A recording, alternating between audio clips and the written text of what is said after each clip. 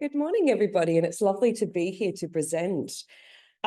Before I begin, I would like to acknowledge that I've travelled today from Bejugal land. So for those who are not Sydney-based, I live over in the southeast of Sydney, so down towards La Perouse, which is one of the longest standing Aboriginal areas in Sydney. And so I got to travel from Bejugal to Gadigal land. So I pay my respects to elders past and present across those two areas. And extend that to any Aboriginal people who are joining this presentation today. Just by way of background, I'm an infectious disease social scientist, so I will bring a slightly different feel to this presentation than maybe some of the other presentations you'll see, and maybe you will thank me that there is a lot less stats and figures and numbers in my presentation. So go with it. We're going to be talking about what impacts acceptance. So for an early start to this morning, I do try and just ease us into the presentations. I do have conflicts to declare. So I have received funding from vaccine manufacturers to undertake investigator-driven research and to attend board meetings and other consultations. So I put those up there for my declaration. So today's meeting really is about supporting equity in immunisation. And unfortunately, we don't have that at the moment. And so conversations just starting over tea really continue to highlight that, you know, when we look across the patient populations that we are supporting, we don't have 100%. We know that. We don't even have 90%. Unfortunately, when we think about some of our adult populations, particularly, we're not at the moment even close to 30–40%. In my research, I focus a lot on some of the groups that maybe don't necessarily get on the front pages of newspapers, maybe who don't necessarily get sufficient attention as they should. I do a lot of work with multicultural communities, with homeless populations. I do work with adults with chronic health conditions who are under the age of 65. And with these groups, what we know is that they're not even getting close to what we need in terms of that WHO recommendation that adults should be, at least 70–80% of our adult populations should be getting a flu vaccine. We're not even close to that. We're probably around 40%. So what is driving uptake? I'm going to firstly start by just drawing on this World Health Organization's framework. It's a new framework that was emerged just predating COVID, but was used a lot during COVID to try and get governments and other agencies to think about what do we need to focus on when it comes to the promotion of immunization. And we always talk a lot about those thinking, feeling elements, the vaccine hesitancy. What's driving vaccine hesitancy?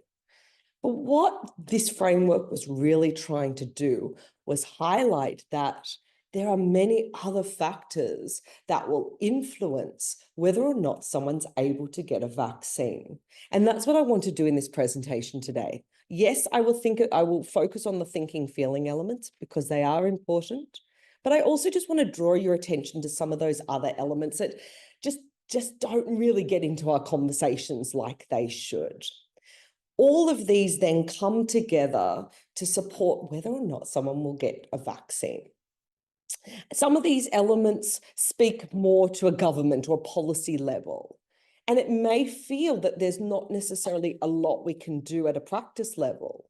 But I will try and draw on the more practical elements that can be that you can introduce at a practice level to try and promote immunization. So let's get started with the thinking, feeling elements, because they are always what firstly comes to mind when we think about what's impacting on vaccine uptake. So this is about what the patient feels about not only the vaccine, but importantly about the disease. And that's an important point because in our conversations around vaccines, we center the conversation just on the vaccine. We don't necessarily talk enough about the disease. And so the patient doesn't need to be an expert on the disease, but they actually have to have some level of understanding to be able to then help process that information you're providing about their risk and around the necessity of getting vaccinated. And so that is one of the first takeaways, is that we actually don't talk enough about the disease. And this is going to become important when we start to have RSV obviously available more, because RSV is just not understood. No one understands what RSV is. And I know you've got a presentation about that later, so I won't continue too much about that. But in order for a person to receive a vaccine, they have to have confidence. They have to have confidence on the vaccine, whether they think it's safe. They have to have confidence in you as a provider. And that confidence comes in their satisfaction around the conversation that they've had with you, around your ability to address any questions that they may have. They need to have some confidence in the delivery system. And this goes all the way back to the government, whether the government is delivering an equitable and relevant vaccine system, and even back to the vaccine manufacturers themselves. But importantly, of all of those elements, the health professional is the number one key point there. So as part of this, in order to have uptake, a patient needs to be able to interpret what their own risk is, what they think the outcome of the disease will be. And so COVID has been really tricky around that. Lots of people don't think that they're at risk of COVID, or they've had it now, they know what it is.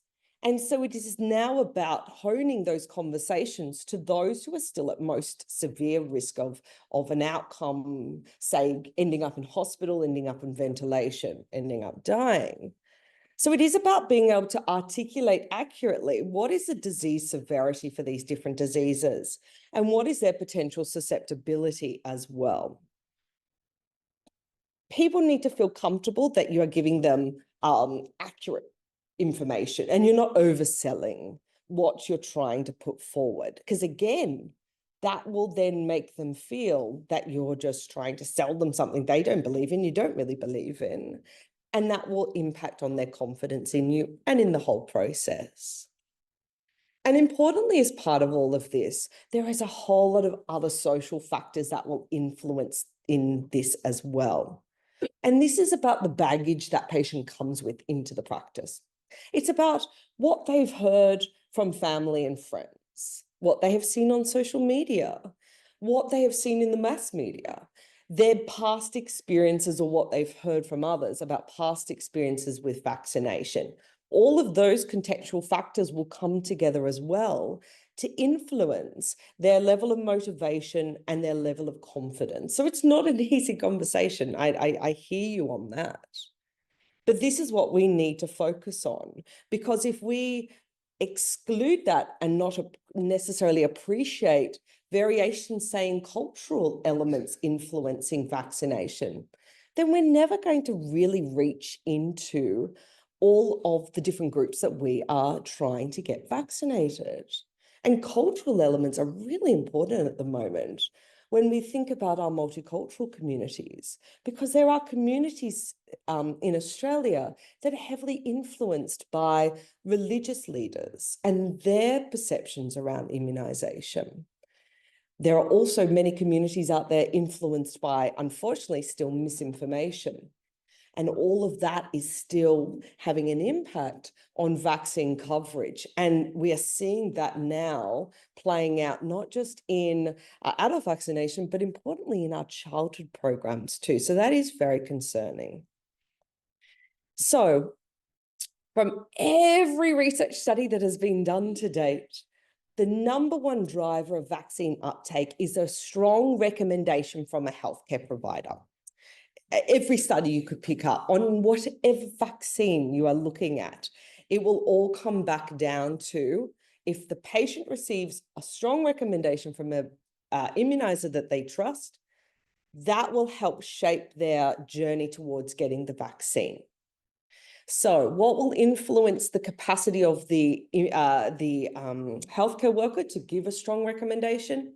As I said before, if the healthcare worker's knowledge is not necessarily up to date with the diseases or their epidemiology or their understanding around the vaccines, obviously that will influence their capacity to have a good conversation, and that level of satisfaction will drop at the patient level. If the healthcare provider holds a negative attitude towards the vaccine, and unfortunately we still see this, and historically we've seen this for a long, long time around flu, again, that will influence the value of that conversation. Prioritization of time and the capacity to do a good catch up or give concurrent vaccination. I'm going to talk about that next. Beyond all of that, there are a whole lot of practical issues that influence immunization. Some of these are outside your control. Don't get me wrong, I appreciate that. Some of this are the systems that you have to just deal with and work around. However, there are elements within your own practices that you could be aware of in terms of knowing who your patient populations are, and then knowing whether or not your systems, information being provided, talks to those patients. And again, that might be around language, literacy levels in your communities, whether or not you've got proportions of your community who are bedbound and who are unable to access a practice. How do we work these into trying to reduce inequity in our vaccine uptake? This is certainly a challenge we're all grappling with. And I don't want to ever put the burden on any one provider, because we're all part of this bigger picture of where we need to implement change in order to try and get vaccine uptake at the levels we want it. And again, this talks across all levels, all the way down to what we're doing at the practice level, all the way through to how our programs are designed and delivered. And that's why I wanted to kind of put this diagram together, because it shows that complexity. It shows that there are so many factors that come together that influence uptake. But in reflection, and just before I go into my next stage of my presentation, I want to pose the following questions to you. What do you think influences vaccine uptake in your settings across all of your patient groups?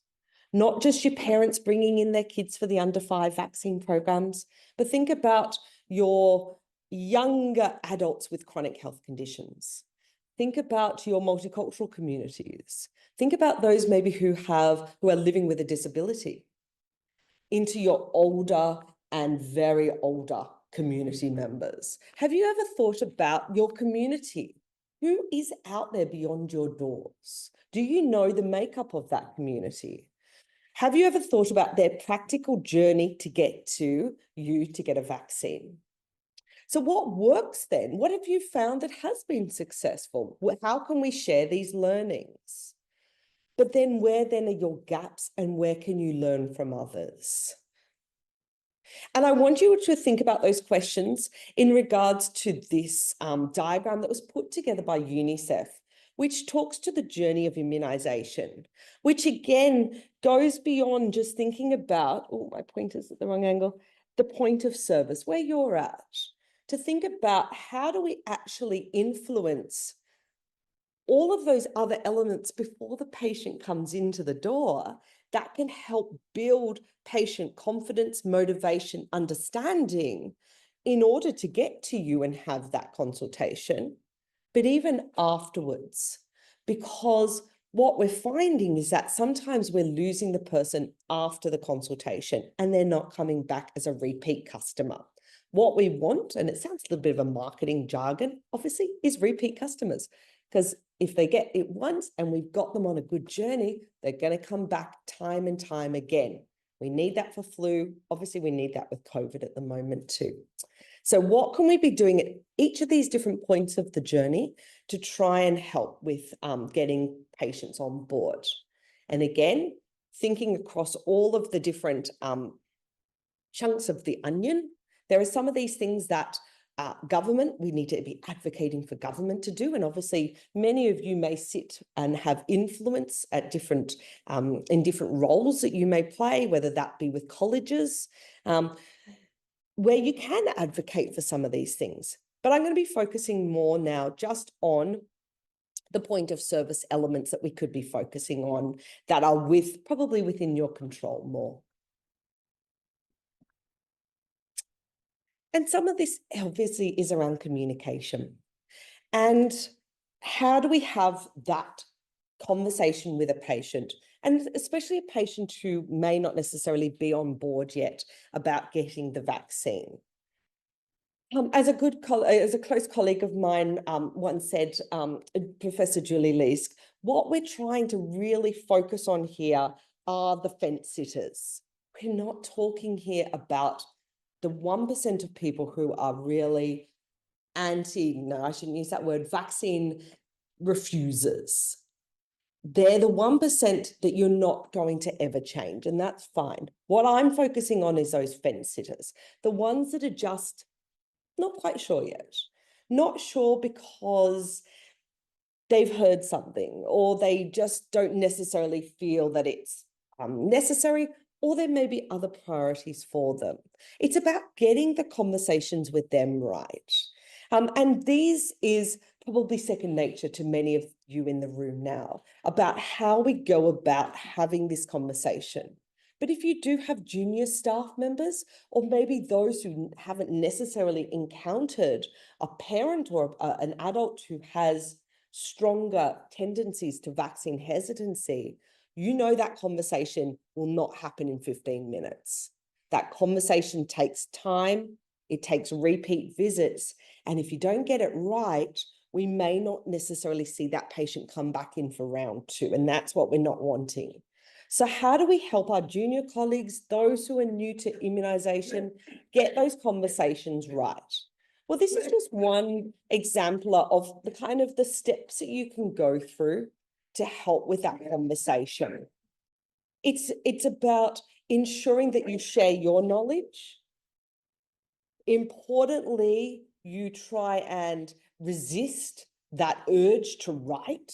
Don't try and knock back the person with overcorrecting them or trying to knock down how they're feeling, because again, they're going to feel unsatisfied in that consultation.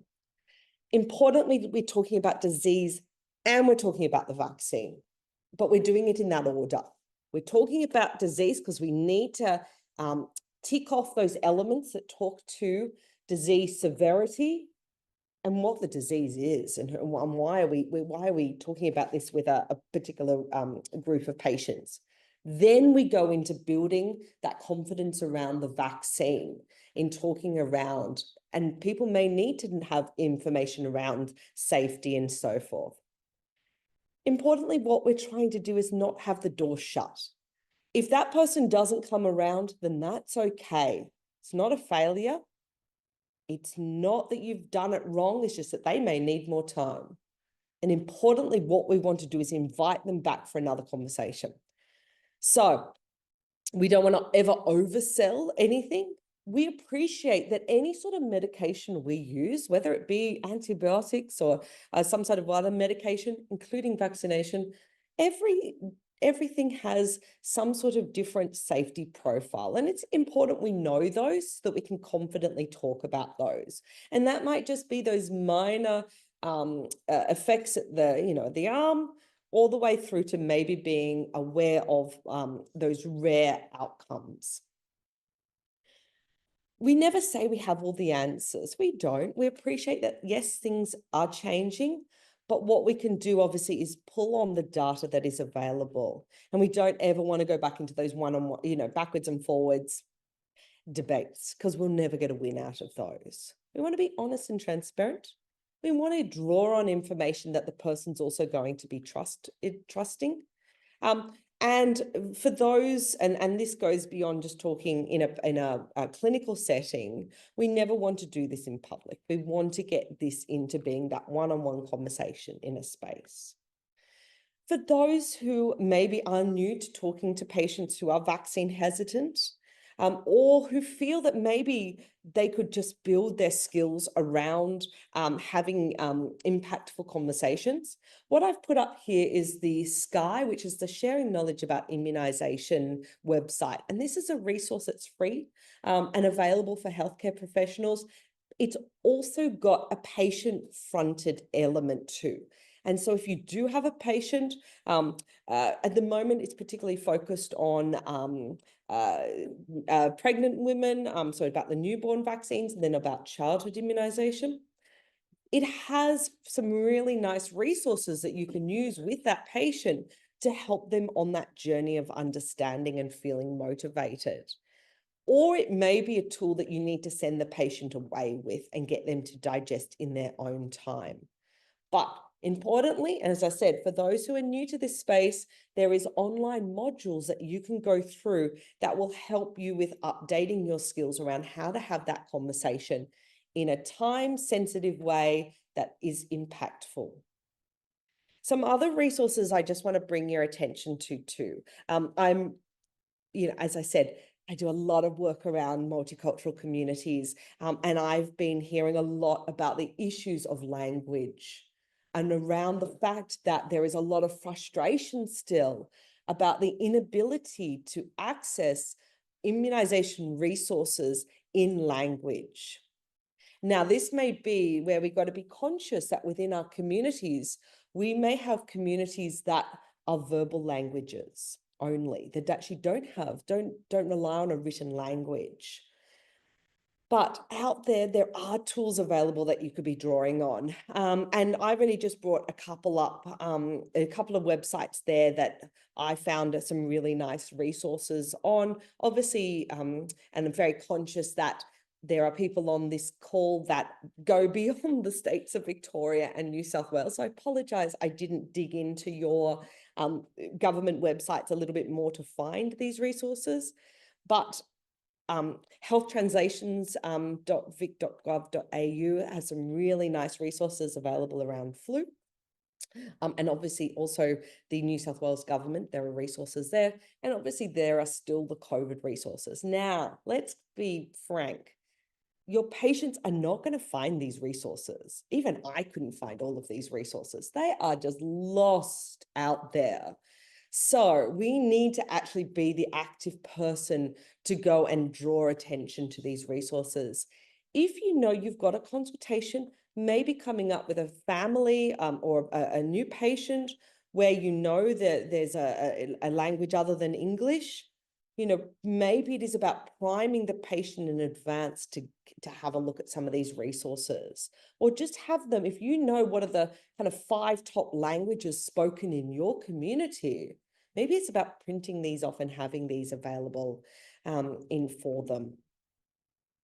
Obviously, and what we're always advocating for is if you have a patient whose language is other than English, it's about drawing on the services of New South Wales Health and the other states around interpreting, because again, we will have a more successful outcome if the patient is getting information in language, as opposed to having to rely on either a family or someone who's accompanied them to do that translation, when we know, when we're talking in technical jargon, things can go wrong with trying to get that message across.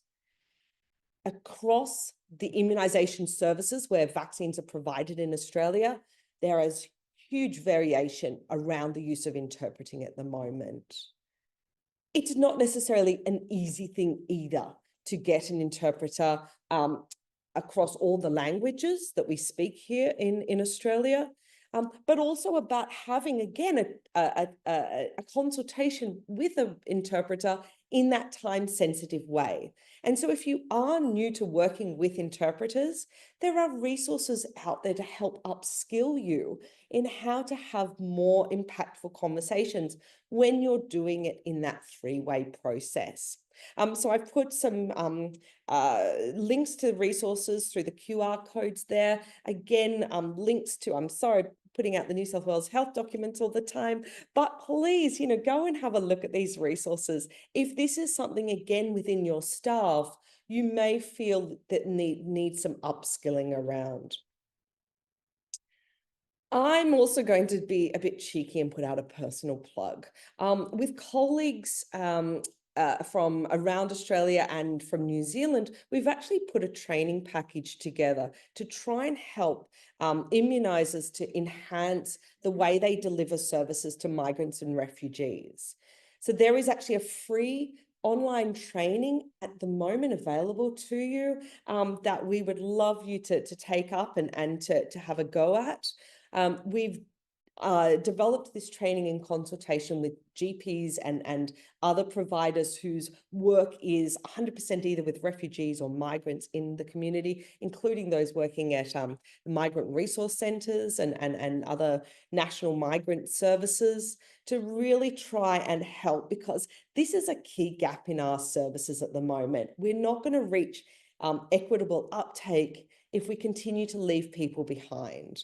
And so the modules focus on understanding who's at risk of being under-immunized and the reasons why they're under-immunized.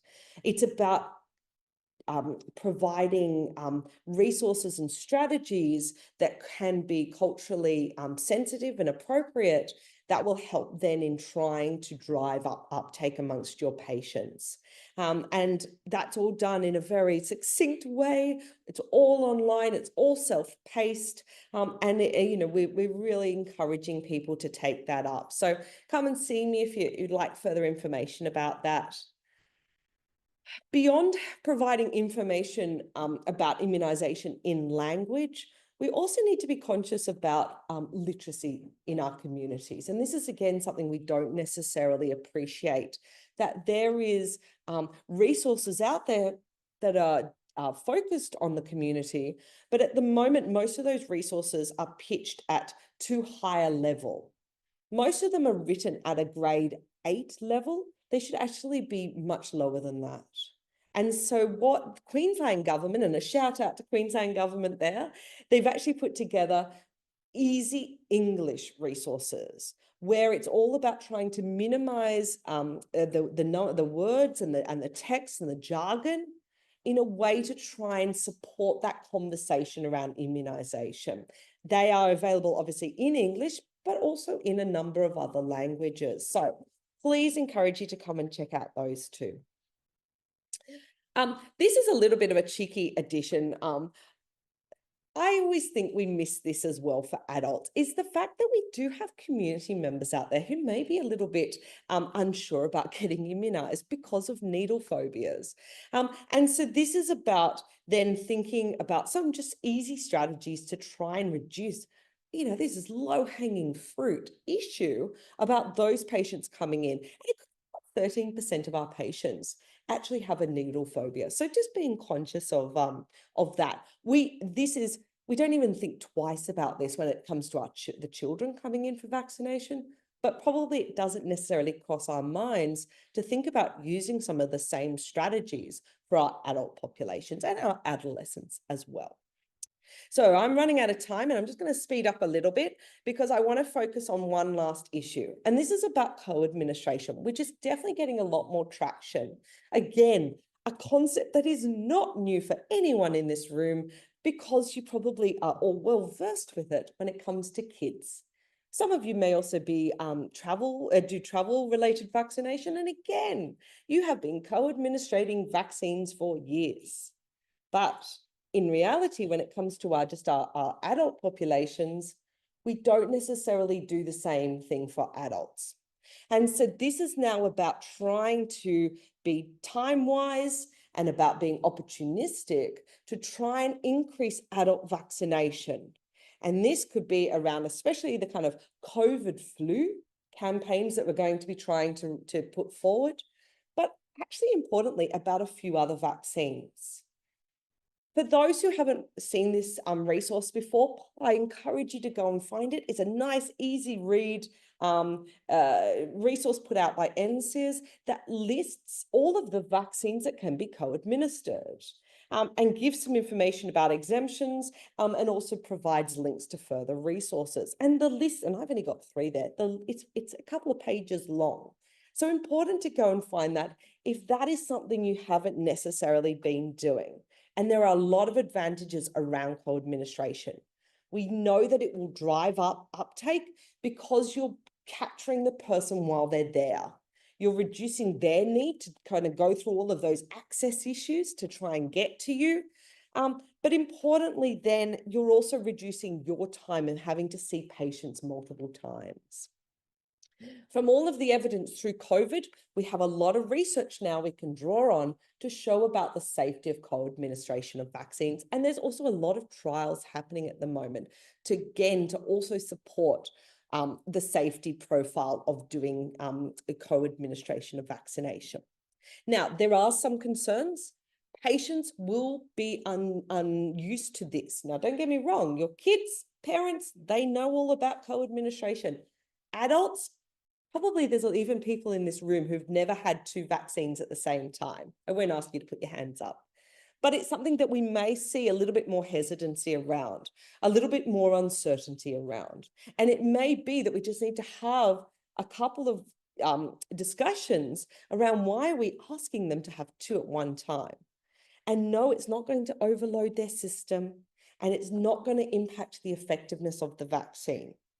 So we're going to have to work with our patients through this until we can get to a culture where this is second nature. And we need to be doing that right now, because I've seen what's coming in terms of adult vaccination, and it's really exciting. There's some really great vaccines coming, but it means that the adult vaccine schedule is going to get busier. So heads up, let's get this into practice now. So with my 1 minute to go, what are our lessons learned? I think we could be doing a little bit more around communication. I think we can be doing more about that more impactful one-on-one communication. But I also encourage you to please go back and reflect. Who are your patients in your communities, in your neighborhood? Are you effectively communicating to all of those different patient population groups? How's your level of confidence at the moment in terms of co-administration? Do you need to do a little bit of homework around catching up your knowledge around what is the safety data, what is the evidence, so that you can effectively communicate that back to your patient, but yourself feel comfortable with knowing that that's a safe and effective approach? We need to capitalize on every opportunity. I'm a mum of 2 kids under the age of 10. I find it so hard to get them into their annual flu vaccine clinics every day. I'm really lucky. I get my flu vaccine through workplace vaccination program. If I didn't, I'd probably miss out, because going 3 times to get all of us vaccinated would be my undoing. Not once have I ever been asked in my vaccine appointment for my children whether I've received my flu vaccine too. We've got to be opportunistic, catch that whole family and think about that in terms of trying to opportunize on times when people are coming in for visits. So we still have some gaps in healthcare worker knowledge and understanding. We need to do a little bit more. And I'm not going to harp on this last point, but I'm always been a massive advocate for getting our healthcare staff vaccinated, because a vaccinated healthcare worker is more likely to go and vaccinate their patients. Again, it's been found in the literature. So thank you. That is it for me. Oh, I probably ran over time to have any questions, but I will be staying for the morning tea break, and I'm very happy for you to grab me during that time. Post your questions online, or if we don't have enough time, you can always find me via my email address, and I'm happy to have dialogue with you at any time. So thank you for your attention. Thank you.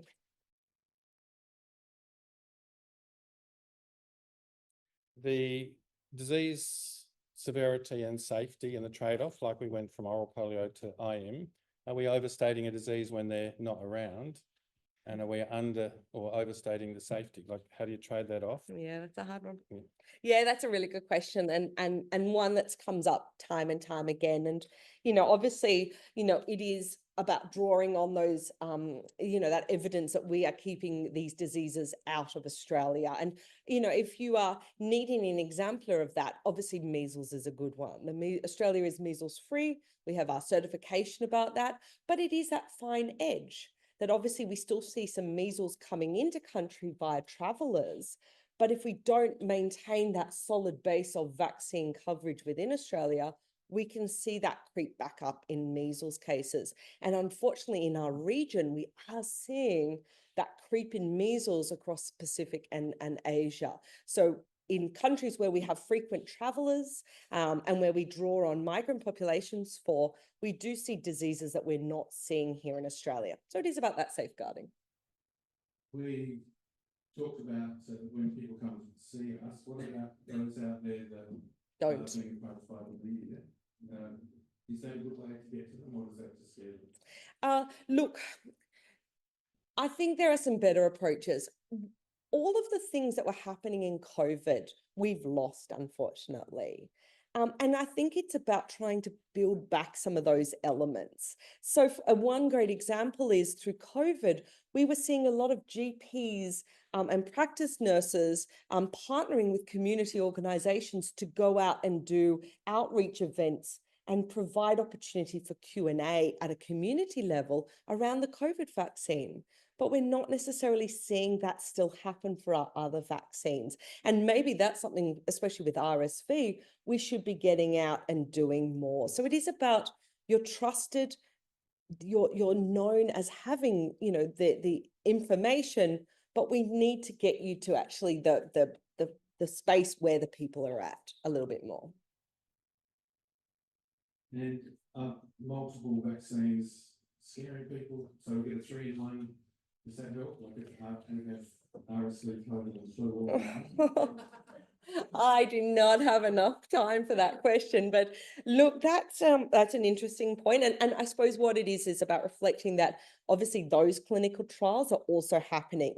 And so what we may be seeing, and we're not there yet, obviously, is combined vaccines for adults, where we may have flu, COVID, RSV, I think pneumococcal being thrown in, maybe a bit of shingles, all into one vaccine. The challenge is COVID still causing us problems, obviously around the seasonality of it, when peaks are happening, how often people need the vaccine, how long the vaccine is effective for. So many of these questions are still then impacting on when is the best time to have it. So I don't think we're going to be seeing it quite yet. I don't want to try and gaze into a crystal ball and put any predictions out there. So I think at the moment, let's focus on getting the concurrent vaccination happening. Then we can go potentially into combined down the track. Thank you. Okay, thank you.